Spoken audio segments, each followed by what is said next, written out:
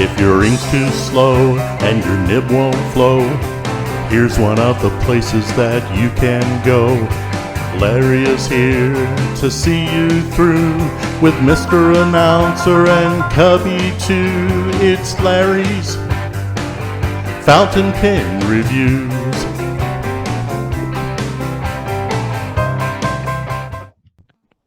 An explorer too. How you like that? And actually, yes, he was in charge of a group of young people. Tell them about your I'm not. chicken. Yep. He even had a paper article written about him. He was had a troop of young rangers. I don't remember what they were Special called. Forces. Special Forces. But did really good with them. We even hear from some of the older ones from time to time. So he does have a mature side. It just doesn't always come out. You'll never see it on here, so I don't care. People call me immature or whatever. Does that bother me? No. If you don't like it, zap. I'm done. Doesn't bother me. I'm cool the way I am. That's how God made me. When it's time to take care of business, then they change. Yep, then we'll take care of business. But other than that, I have a good time, good life. I enjoy my life. I don't try being something that I'm not because I can't find it. It's up here somewhere. So we wouldn't want you any other way, Larry.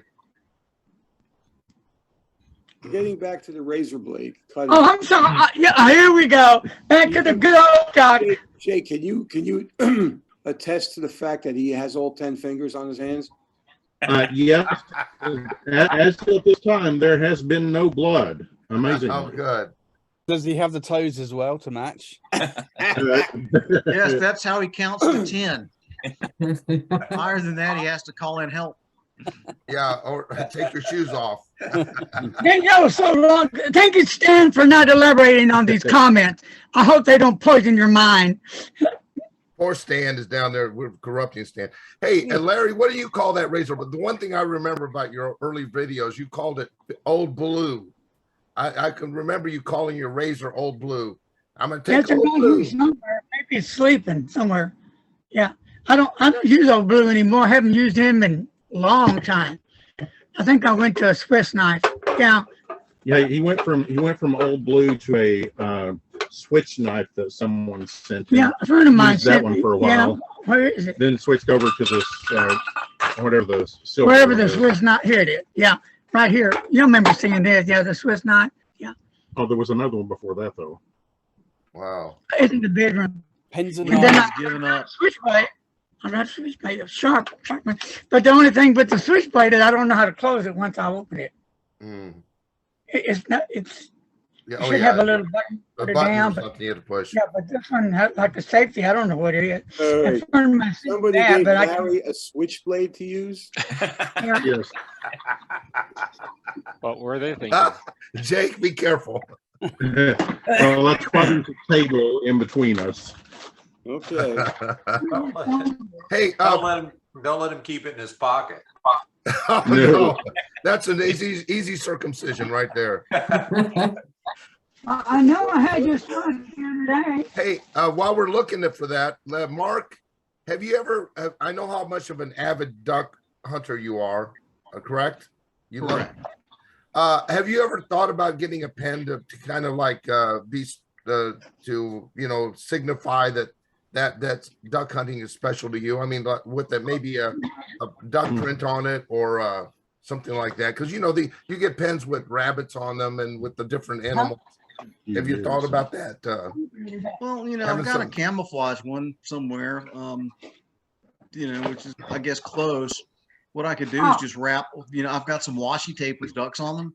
I could just wrap that around the camouflage yeah, pen. I guess that would work. I guess so. Oh no, be careful, Aaron. I'll be careful, Larry. Nice to know. Yeah, You said no. Canetta, or how do you pronounce it? Yeah. And you push the button, pretend, and I can't get pretend in. So Make sure you got the right direction, Larry. lots of directions, the directions, and This is not working straight out. I don't know if that button has any, but anyway, sharp blade, razor sharp. So I haven't opened it since that Don't time. point we that got toward it. yourself, Larry. I'll match you this one then. In that case, Oh wow! Oh, What is I that, got one David? of those tomorrow too. I got something like that. I got some knives now. Rainbow. Maybe That is really cool. Hey, Miss Marilyn would like that. Yes, that's true. Nice. Lena, welcome to the Wow. world of unsupervised males. That's right. Thank you. Sorry, Lena. It's okay. I thought Lana was going to be on here. Yeah, I sent her Larry- a pelican picture. Landis is in church. Oh, she is? Oh, yeah, that would make sense. Yeah. Canada. Yeah. She doesn't go to early church like civilized people. She goes to late church. Yeah. Hey, Well, I haven't heard anymore. I haven't heard from Nino, so I don't think you're going to be coming. well, I don't. this was actually the backup plan was Mr. Dave Burrows. Oh shit! And him be the special guest. Special guest is, yes, Mr. Dave. Yes. Take it away, Mr. Dave. Welcome to our show. Our surprise guest is Mr. Dave, the ultimate, the supreme, the one and only Dave. Another pen to blame Mr. Vostici for. Oh wow. That is It's a pen that I didn't want. I did not want to buy it. I like your Visconti, something. Tony kept saying you need to buy it because I'm buying one, and then a few days later it arrived. So yeah, that's the Magnifico, Magnifico, the Magnifico with the marble. It's got the marble. Yeah. Nice. They call that the Egyptian marble, and which is odd because the Magnificos are supposed to be based upon the cathedral in Florence and the colors of that cathedral, all the different marbles, and for some reason I guess they might have used Egyptian marble. I don't know, but I think it's what they done to the Homo sapien line. They had the Homo sapiens with the lava, with the lava resin, and then they started making the different colored demonstrators with the ribbons, and so they basically prostituted that thing out and just continue to use that line, and which I don't like that so much because I think it diminishes the value of that model when you make so many different kinds of variations of it. I might be wrong, but that's just my opinion. I wish that. How many Magnificos do you have, Tony? I don't. Let's see, Larry. Let's see how many fingers you got. But no, I've got them. Okay, I'm guilty. I'm guilty of it. But that's the only pen that I've actually have a collection of. I'm still not hearing a number. I don't remember. It's 3 or 4 times 2. So I only got one at a time. Tony, do you have a Wall Street limited edition in blue? I have one in gray. So I have the gray, the blue, and the red, but I didn't ever get a blue because I didn't know there was a blue. I didn't. Oh no, I didn't know that. The blue came, I think, was the first one, and it was very limited due to the amount of celluloid that was available at the time. So, Mark, what pen is that you're speaking of? The Visconti Wall Street limited Beautiful. edition that's got the celluloid section instead of the goofy metal section. Right. No. No. My position on metal sections remains unchanged from now until the good Lord comes again. I hate them. I don't have anything to do with them, but I really loved, my troubles with Visconti are fairly legendary, but I really love those the Wall Streets because they got the stacked celluloid that looks just like a Parker, and when you finally get Mr. Mastruyama to fix them, they write really, really well. Mm-hmm. And I, wanted a blue one. Didn't know there was a blue one. It's just like the LB5. I didn't know there was an LB5 out there. It was too damn late. Did they get better once they switched from palladium back to gold nibs? That's what I'm told.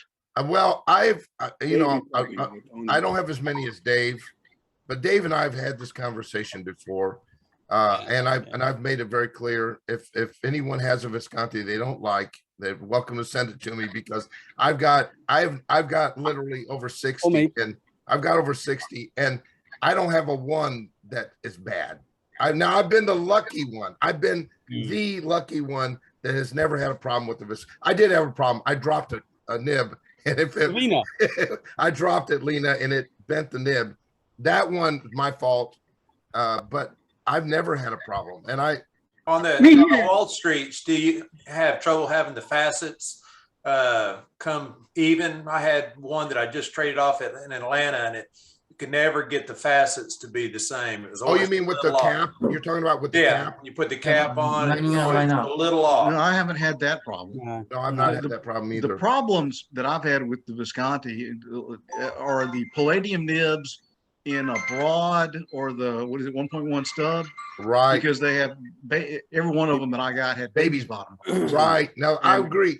I will the- agree with the- you on that, Mark. The agree ones I with got you. that were in fine, and I don't think I ever got a medium, but fine and extra fine, they're great. You know, Yeah, no I problem. agree. Oh, it's I- infuriating when you buy you buy one of the palladium ones in the big sizes and it skips like a kid at recess. Yeah, I think I'm told the gold ones are fine now too. I just don't know. I hadn't bought one. Yeah. So Visconti use Bock nibs, and typically Bock are normally over polished when you get to the broads, the double broads, the stubs. So that can certainly create some hard starts and skips.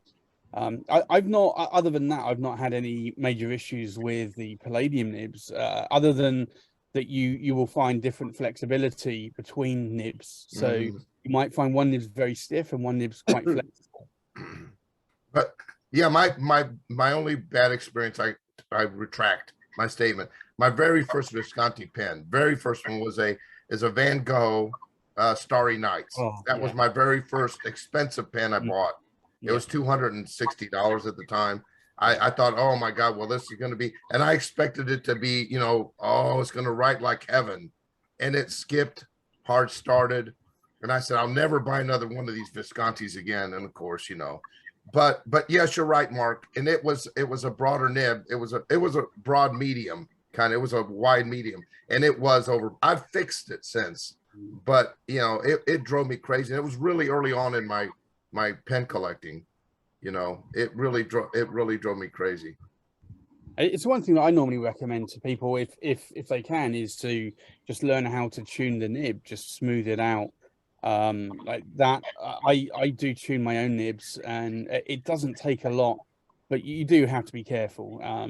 I have heard some people ruining nibs that way, but I've not ruined a single nib, and it improves the nib greatly if you do get a bad nib, or take it to a nib meister, which is normally the first option I would normally tell people to do. Well, you use a paper bag, don't you, Dave? Oh, no. You did. You used paper bag would never work. Well, I thought you would grind it down. You made the video where you were grinding a nib down. Oh, the video, the nib grinding video I did, where I created an architect nib. No, that was sandpaper.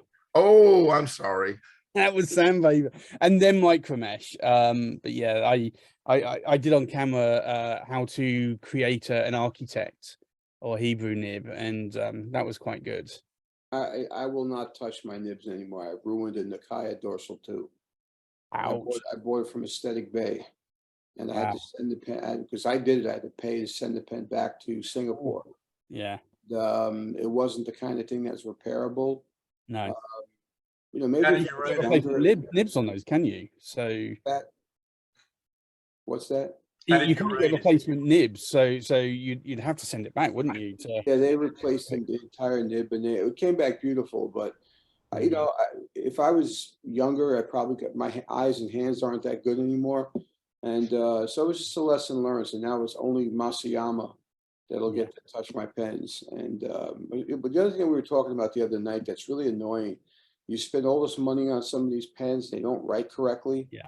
Then you send it back, you send it to a nib meister. It doesn't cost much to have mine corrected, but still, the idea of taking a $1,200 pen and having to get it serviced the first, even before you start to use it. Well, Joe, may I add on that Dave has recently bought a brand new car. This is to lop on top of that comment. And we talk about how we get these expensive pens and they don't work right or whatever. And that's very common. I hear that a lot. And it happened to me as well. But just so you know, it's not just restricted to the fountain pen industry. Oh man, really? You had a problem. So tell them about your new car, Dave, that you just bought. Well, the new car, share with us. I went to pick it up brand new from the dealership. I was told it would take 9 months to get here. It took just over 3.5 months. The sales guy got in the passenger side, and showed me around the whole car like I didn't know anything about technology. And then after about 30 minutes, he said, right, okay, I'll let you drive off now. And I sit there and I look at him and I'm like, he's not getting out of the car. And I looked over to him and said, are you okay? He said, this is embarrassing. I said, why? He said, I can't get out. The door wouldn't open from the inside. Oh God. So they had to take it into the workshop, take the door panel off. There's a rod that connects the inside handle to the locking mechanism, connect it, and it was all great. About 10 miles down the road, I get service light come on, headlight failure. And what kind of car was this? It's you probably wouldn't know the brand. It's a UK brand called Vauxhall. It used to be GM, General Motors, but then they got sold to Opel and then PSG, so Volkswagen, and Peugeot and all of those brands. So You still have it? yeah, still have it. It's actually going back next week to get it self-repaired. So that's a fun. I got to get one of those. They're kind of like fun. So Yeah. that I just wanted to bring that up because you know we do expect when we spend a lot of money on something that is supposed to be right. Yeah, and it's And not. the other thing is when you get the expensive pen and it doesn't work, you're going to be without it for like 14 weeks if you send it to anybody that's Yeah. Right. worth True. the hoot. Nibmeister. Yeah. Well, But my even first if it is experience with a Nibmeister was when I bought an Omas Arte Italiana Paragon Grande in Arco brown. I bought it secondhand, and the nib clicked. Like it wrote beautifully, but every time I wrote, Pressure. the Yeah. nib clicked. And I tried to fix it myself, and I couldn't fix it. So I took it to our UK pen shows. Our Nibmeister, who calls himself a nibsmith, John Soroka, and I gave him the pen and said, look, I'm having this issue. And he said, yeah, you need to learn to write properly. I'm like, I can write properly. He said, no, you're not. He said, you're twisting your nib. I said, okay, that aside, I can write properly. He fixed it though. And it writes beautifully now. But then his end comment again was learn to write properly. Have you ever been corrected by some Nibmeister? It happened to me with Linda Kennedy, who was trained by Richard Bender, and she was going to grind my Lamy 2000 and grind it down. She goes, she looked at it and she goes, you're not writing correctly. Yeah, You're turning the pen when you write. that's what I do. Just turn it to the right slightly as I write. So yeah, my paper's at like a 45-degree angle, so I'm writing 45-degree. Yeah, that's why I like the vanishing point, because it has that clip. It really forces you to write in the correct angle. Or Lamy Safari with a triangular grip. Yeah. Hey Randy, we haven't heard from you much, and I apologize. I've been talking so much, but what about you and your pen collection, and how long have you been messing with fountain pens? Oh, I think I got, like everybody, I was given one pen because a good friend of mine who's very generous, he says, his father said you had to have 5 things, and one of them was a pocket knife, a pen, and several things.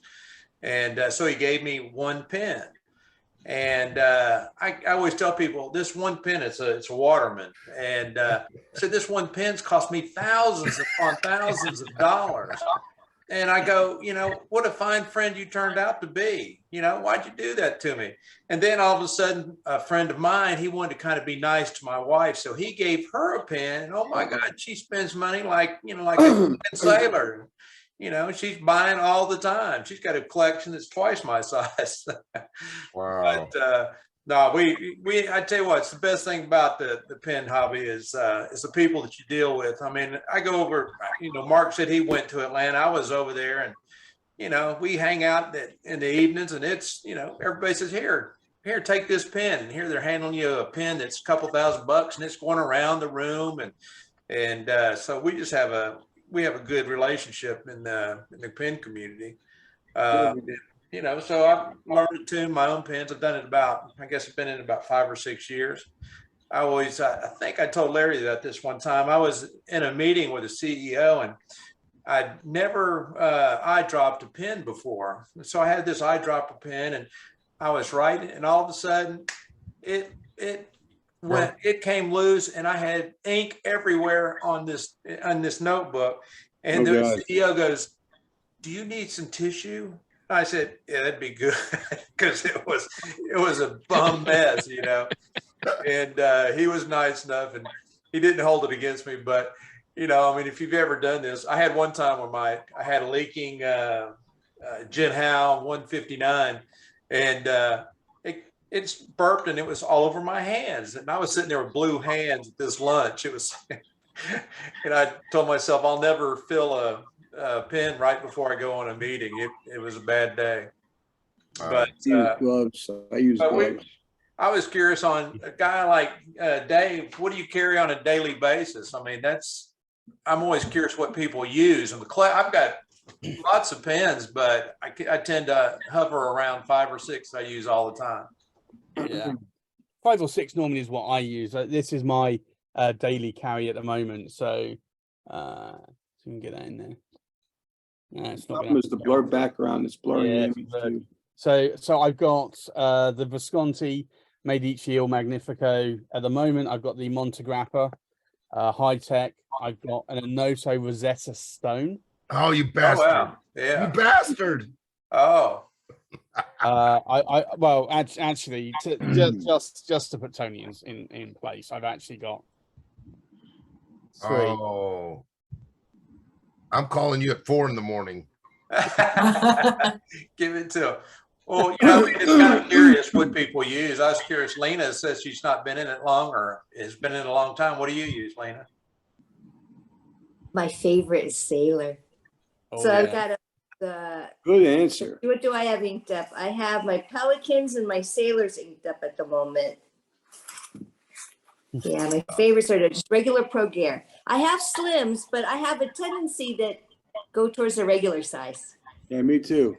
Oh. This is a special model. I can't remember what they call it, but it's numbered, and yeah, that's the pen I love to use the most. But I told Tony, there's not if the pen has a clip on it, I don't care how much it costs, I'll put it in my pocket and wear it.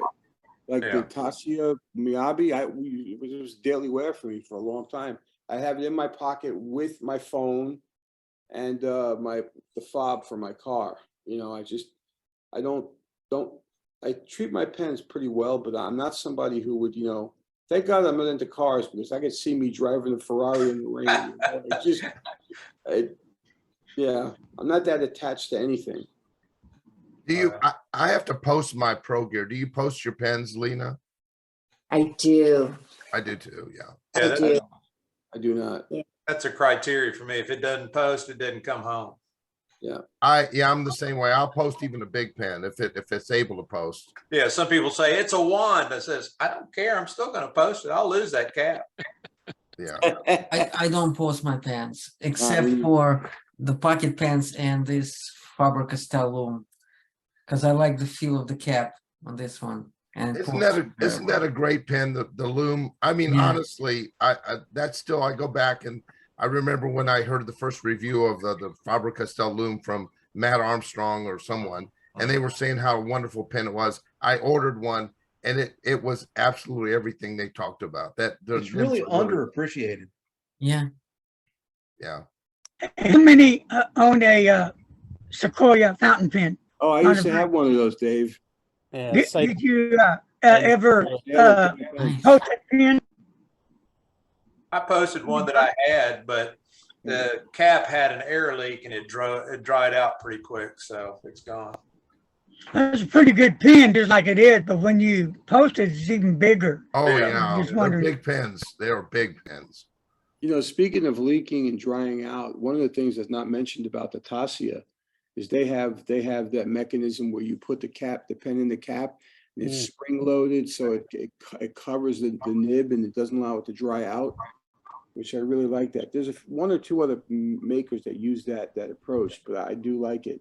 I don't know about the rest of you, but that is probably my biggest irritation with fountain pens and is the fact when you uncap something and it's dry, and you've either got to wet it to kind of jump start it, whatever. I think there's nothing more frustrating than that, and it's not all, and it seems like it's specific models.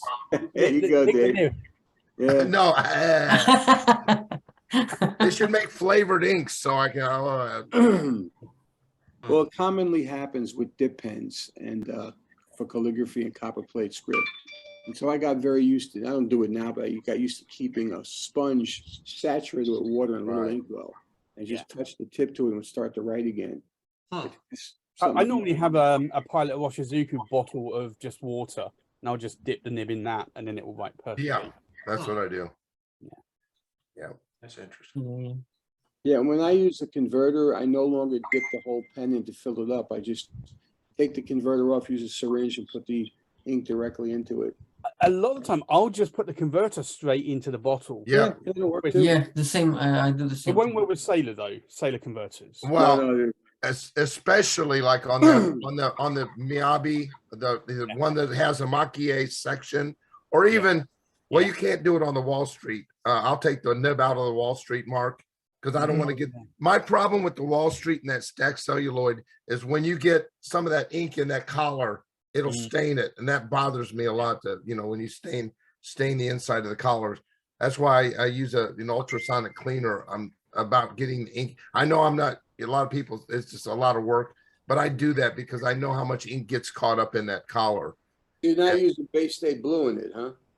No, I would never do that. But I'll take like on the ones with the Arushi on the ends on the section like that, like the Empress and the Miyabi. I will take like he says, the converter, and then I'll just dip the nib in ink just to kind of get it fine.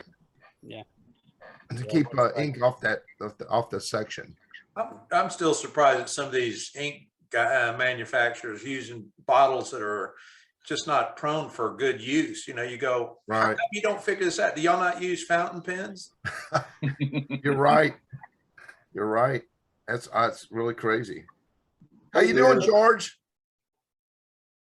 Yeah, what? I said, how are you doing? Oh, I'm doing well. Having fun listening to you guys.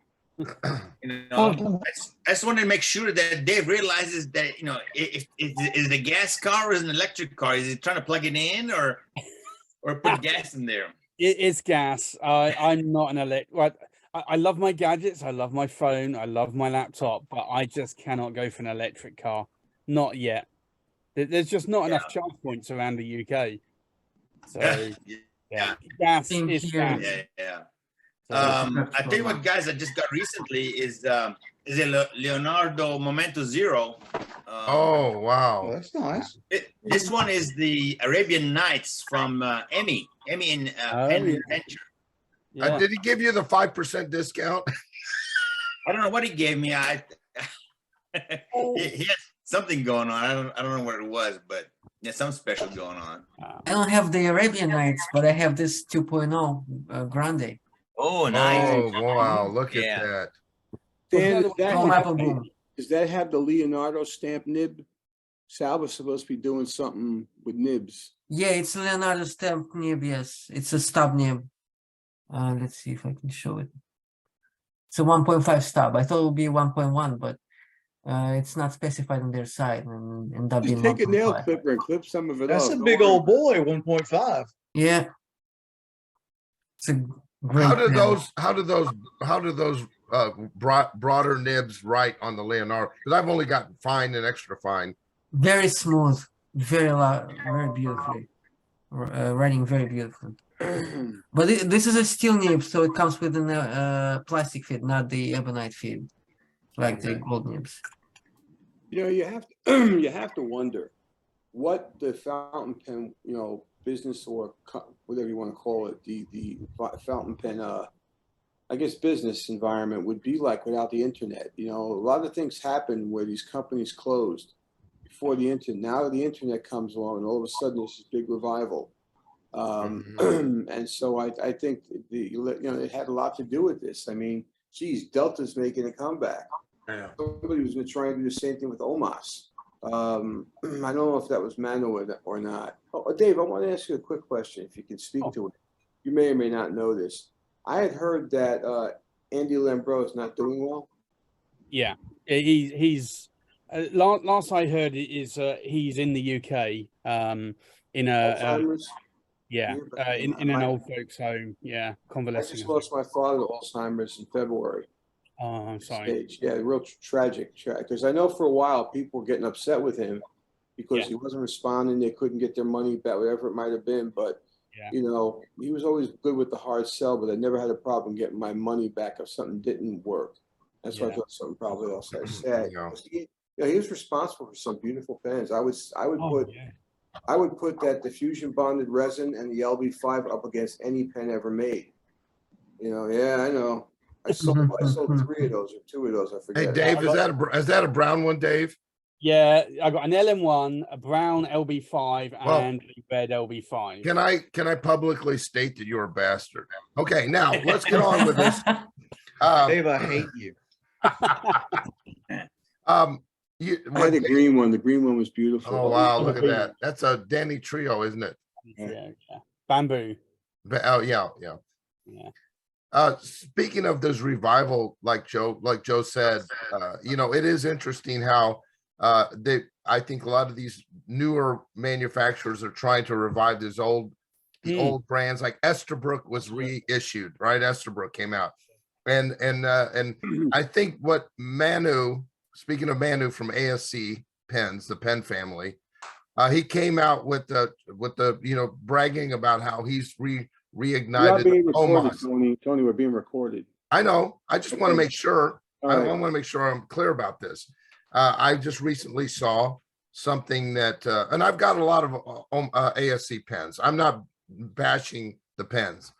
I'm just saying that I know that Omos has been, you know, that there was a recently a statement from the people that had purchased the Omos trademark, right? Yes. Correct me, Dave. We saw this. The statement that was saying, hey, listen, you know, you can't call it Omos if it's because we own that right. Yeah. So it's really hard because, you know, those what do they call those property rights for the original companies. I'm not a lawyer, forgive me. The intellectual property. Yeah, thank you. The trademark. The trademark, yeah. It's got to, I guess you can't just come out and say, I'm going to call myself Wall Eversharp, or I'm going to call myself whatever. But yeah, that's something to be careful about. And I don't know, but I've wondered about that. And you got to be careful about this new celluloid that they come out with. Dave has a story on an ASC pen that I think it's a celluloid that they created that was causing him all kinds of problems with the cap being. Well, you can tell them the story, Dave. It wasn't properly cured, probably. Right. Yeah. Right. So right. The Africa, ASC Africa. So a lot of these cracks, unfortunately, this one is very tight that it will not screw on or unscrew, because the cap has actually shrunk. The body has shrunk a little bit as well. So. And these were some new, it wasn't celluloid, it was cellulose acetate. Yeah, cellulose acetate, yeah. Yeah. And it just wasn't cured properly. So I know a lot of people had them, a lot of vendors had them. And this was, I think, back in 2018 when the Africa model came out. And lovely celluloid, a little bit like the Burkina, but not quite the same. But unfortunately, a lot of them cracked, warped, and shrunk. And that one's been back a couple of times, been repaired, but then it just keeps shrinking. So, yeah, it's this is the problem with celluloid if it's not cured properly, and you never quite know if it's cured properly. But also, it can be the environment you store the pens in. All right, and they can't make new celluloid. It's against the law, correct? They can. There are still some countries in the world that didn't sign up to the agreement, and I think China's one of them. I think maybe Switzerland was another. I'm not 100% sure. But there are some countries that will still make celluloid, but it's very few, purely because it's highly combustible. Yeah. And it just at a moment's notice, it will just ignite and it won't ignite in a cured pen as much, but if you shade the pen or you put a match to it, then it will. So I hate to think if my house goes up in flames, Oh my because God. it's going to be a rocket ship. Yeah. Fireworks everywhere. There was someone that did a video at Monte Grappa. They did a tour of the Monte Grappa facility, and they went out back and they showed them these two bunkers that had all the celluloid in it. Yeah, and, because at Monte Grappa, their original celluloid actually burnt down. Right, that's so what I was going to they say. had to literally put it underground in vaults, and yeah, So a lot of the manufacturers that still have it do keep it in vaults, keep it underground, keep it cool, and yeah, it's a beautiful material, made in the 1920s and 30s, and it makes beautiful material, beautiful pens, but it has to be cured once it's cut, and it has to be cured properly, and it has to be heated. I think fairly sort of moderate temperature for, I think, 9 months before, 9 months to a year before it's finally cured and can be turned into a pen. So if it's not cured properly, then it can warp, it can crack, and it's just one of the shames of that material. Right. Modern resins are much almost as beautiful now, not quite as beautiful, but almost as beautiful, and not as combustible. So some of the resins we get now are pretty lovely. So yeah. What about the celluloid acetate that you're talking about? Is it how does it vary from? I'm not 100% sure, but I believe it's a lot less stable than celluloid, but it's easier to make. It's less flammable.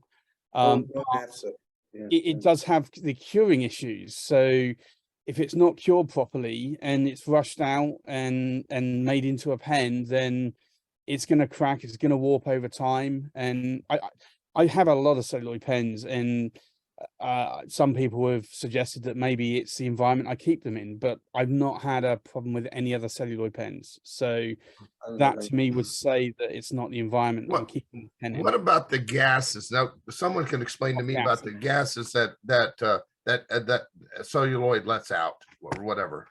Yeah, so that they can they will off gas, but also latex sacks. So that's why in a lot of vintage pens, if you have latex sacks, the celluloid will discolor, because the sacks will off gas, the celluloid will off gas, and it creates a little bit of a mixture, and that's when celluloid will sort of lose its luster and color. So you can get that as well. I always keep my pens aerated I don't keep them in a closed pen display box. As you know, Tony, I keep them in a drawer, but it's well ventilated. It's out of sunlight. It's within, I'd say, probably around 22 to 24 centigrade most of the year. So it's in what I would call a controlled environment. So it shouldn't. They should. But you can get celluloid rot. So if you have a pen that has celluloid rot, which is celluloid is an organic matter, so it can develop rot over time, and you do have to be careful that if one pen gets rot, then it will transfer to other pens in that very close vicinity. So you do have to be careful with celluloid pens. Interesting. That's very interesting. Thank you, Dave. Hey, is the celluloid the stack celluloid and the mark on the Parker Vacuumatics? The gold, there's a gold one I love a whole lot. I haven't bought one yet. It's got the stacked celluloid. Golden pearl. And I assume that's what they used back then as well, right? Yeah, it's just celluloid. It's not celluloid. So is it celluloid nitrate versus celluloid acetate? Yes. But it's the old stuff. Yeah, the nitrate is the stuff that it isn't made anymore. Right. But there's beautiful. Parker made some beautiful pens. Oh yeah, definitely. But if it's properly cured, it should not off gas. Now, what can off gas is some of the ebonites. I know I had a sterling silver Franklin Christoph that I had a sterling silver snake put on the cap, and the thing became black in no time. And again, every time it's probably the ebonite that off gas. But Yeah, I have heard that as well. That ebonite can off gas. I've got quite a few ebonite pens, but I've not seen it. But then most of mine are urushi lacquered, so it's probably preventing the off gassing. I would say. Yeah, just keep it away from Bay State Blue. And the Haven't got super, any and more. the Supreme burritos at Taco Bell will also give off gas. Just a side note. Yeah, I love Bay State Blue. Bay State Blue is one of my favorites. Well, I see. Was that on your? What's on your shirt there, Larry? That's a color based That's blue. Bay Right State there. Blue. Dave, Yeah. did anybody ever find out who was making the diffusion bonded resins that you know? I would love to see that stuff made again. Yeah, So I've actually got to get going myself. So- Me too. So the diffusion bonded acrylic, I believe originally it was Parker that had it made, because Parker had a number of pens made in the diffusion bonded acrylic. Yeah, the DNA, the Parker DNA. one. Exactly. I had one of Yeah. those, Yeah. So it was Parker, but I think it was made especially for Parker. And then I think Andy Lambrou with Paul Rossi managed to get their hands on a load. Okay. And then from there, yeah, I don't know how many rods were made, but obviously there were I think 50 LB5s in each color. Yeah. There was the LM1s, and then there were some others as well. So I think they had 50 of each. exactly, yeah, yeah. This was the Parker DNA in red. That's This is how we saw that. Oh wow. Yeah. Kind of hard to see it, but the surface is faceted. And my research was based on DNA structure and function. I took a lot of interest in it, and I made. There was also one made for the Writing Equipment Society. They did a partnership, I think it was around 2010, maybe 2012, with Parker, and they had one made specially like that as well. Wow. Well, that's beautiful. Tried to show the facets in it, but yeah, this pen now is committing a lot of money. Yeah. So you still have that pen, Joe? Oh, I got rid of it. No, listen, no, Dave, here's the problem with me. I've had hundreds of pens, and I keep going back. The only one I like to use is a Sailor Pro Gear, right? To me, it's more about penmanship and writing, that experience. I had a stack of all my celluloid pens that was like just ridiculous. Got rid of them all because I didn't like the nibs. It was just too wide a nib for me, you know? And so if you know anything about my posts, I mean, for me, it's about the writing. It's about handwriting. It's not about the color of the ink or, maybe the color of the pen at one point, but still, I mean, I kept going back to the same Pro Gear. And even with that, I just sold, you guys probably know, I sold a ton of them, brand new Sailor Pro Gears. And just because I was only using this, I'd go back to the same one or two all the time. And it was a video. I know these guys heard me say this before, but it was a video by Stephen Brown where he was talking about the difference between a collector and an accumulator. And I realized that I was an accumulator because I wouldn't use the pens.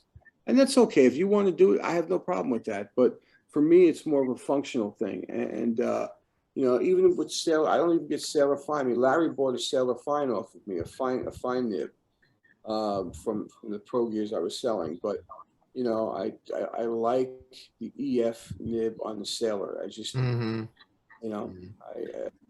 Hey, Larry, you want to make that announcement? I know we just got that message from you. I know you're wanting to bring us to a close. Yeah, I got to go. Yeah, but what announcement, Larry? I was going to ask everybody before y'all leave, what do you think we all get together like this? Because I had a lot of fun. I really did. I enjoyed it. I just hate the little bit of bad. That's a joke, bad joke. Anyway, so we get together next month. That is the ultimate day, and Tony can commit to coming back, and we can get this thing going. Just have a good time. I don't know about y'all.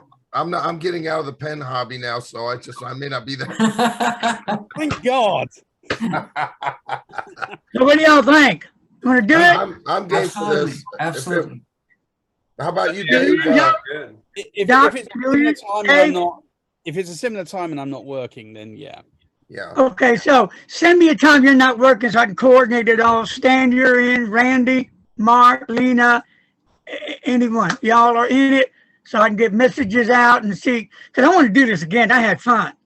I'll bring some Crayolas too, just for Tony. What I find with some of these late night things I've been doing, I don't have any subjects or anything. We just talk, and it works out pretty well that way. I think that's a good thing to do, and whoever wants to bring something up, in my opinion, rather than structure it with questions. And there are times you have to do that, obviously, but just to have people come and talk, it's I like that. We could do whatever, my show, his show, any show. I just enjoy doing it. It's fun. And I had a blast. That's the beauty of us all getting together. That's the most important. Like Randy said, it's about the people. And that's what makes this whole hobby the best hobby out there, because it's just there's so many great people out here. And thank you, Larry, for putting this together. If you talk to Nino, I got a few Italian words I'm going to tell him if I talk to him. Yeah, give him one for me. Yeah, no doubt. I'm sure Ask him if there's any more of that creamsicle orange celluloid. Oh yeah, there you go. I'll do that. The next time, I want to talk about the Waterman. Maybe is it the 52.5? Is that right? Am I saying that one right? The Waterman 52.5. Yeah. Yeah.